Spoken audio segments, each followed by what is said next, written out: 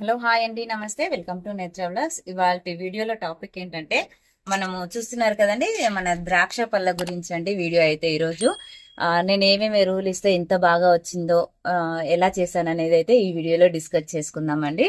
ఇంత బాగా రావడానికైతే ఇంత బాగా రావడానికైతే మస్ట్ ఇంపార్టెంట్ ఏంటంటే ప్రూనింగ్ అండి.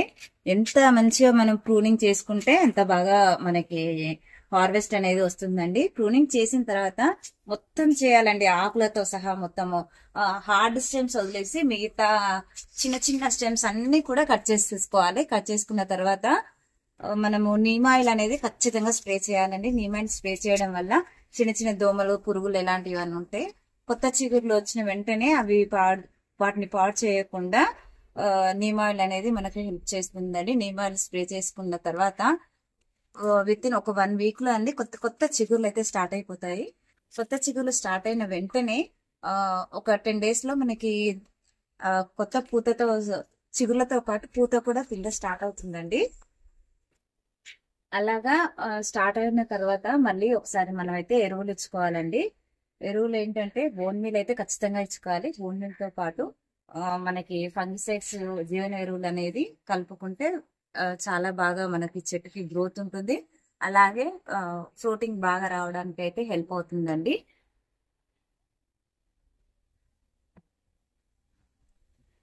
మనకు చిగుర్లు వచ్చి పూత స్టార్ట్ అయిన తర్వాత 15 days కి మనకి చిన్న చిన్న కాయలుగా ఫామ్ అవుతాయండి.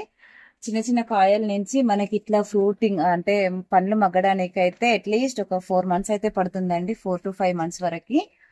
5 months తర్వాత కూడా మనకి ఎలాగంటే ఇలా ఇప్పుడు ఇలా ఉంది కదండి, 4 months లో ఇగో ఇలా ఉండిపోతుంది. ఈ ఈ ఈ స్టేజ్కి వచ్చినాక పండు మగ్గడానికి కూడా 1 month పడుతుందండి. మనం ఎలాంటి కెమికల్ వేయడం లేదు కనుక టైం అనేది అంత తీసుకుంటుంది. బయట మాత్రం చాలా కెమికల్స్ వాడతారు కదా, ఆ కెమికల్స్ వాడడం వల్ల పండు అనేది మనకి తొందరగా మగ్గడానికి ఛాన్స్ ఉంటుంది. మనకైతే కొద్దిగా టైం అయితే పడుతుందండి. ఇలా మనకి ఎప్పటికప్పుడు ప్రూనింగ్ చేసుకుంటూ ఉంటే మనకి త్రూఅవుట్ ఇయర్ అయితే ఈ గ్రేప్ చెట్టు అయితే మనకి ఫ్రూట్స్ ఇస్తూ ఉంది. అలాగే ఈ గ్రేప్స్ అనేది ప్యూర్ మొత్తం బ్లాక్ గా అవ్వట్లేదండి, కొద్దిగా మనకి ఇలా అవుతున్నాయి. ఇలా అవుతున్నప్పుడే చాలా అంటే చాలా స్వీట్ గా ఉంటుంది. బయట మనకి దొరికే గ్రేప్స్, బ్లాక్ గ్రేప్స్ అనేది కొద్దిగా పుల్లగా ఉంటాయి కదండి, తినడానికి కొంతమంది ఇష్టపడరు. కానీ చక్కెర కంటే తీపి ఎక్కువగా ఉందండి. చాలా అంటే చాలా బాగున్నాయి.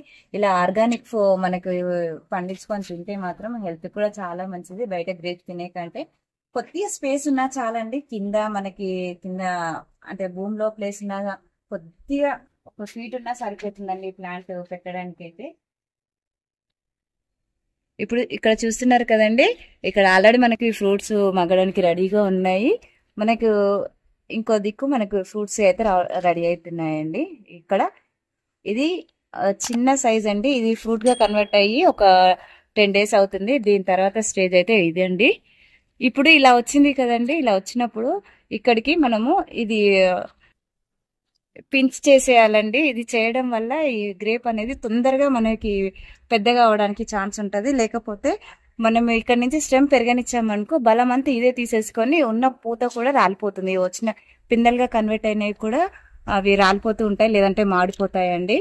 మనకి వేరే కూరగాయల ప్లాంట్లకి, మనకి ఫ్రూట్ ప్లాంట్లకి ఎలాగైతే మనము నీమ్ ఆయిల్, పుల్ల మజ్జిగ స్ప్రే చేస్తూ ఉంటామో వీటికి కూడా అలాగేనండి.